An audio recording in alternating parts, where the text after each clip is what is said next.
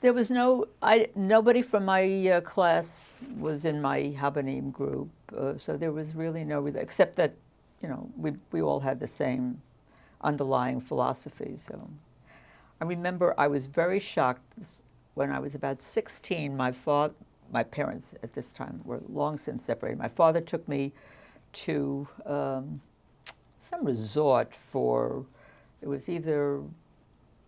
it was probably for the Simchat Torah weekend, something like that. And I met, my father played cards with the other people, and I was with a group of young people. And it was the first time I had ever met young Jewish teenagers who were opposed to the creation of the State of Israel.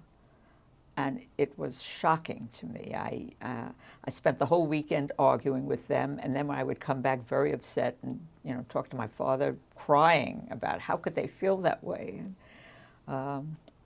because everybody I knew either didn't, if they didn't come to shul with me, well, we didn't talk about politics, I guess, or Zionist politics anyway.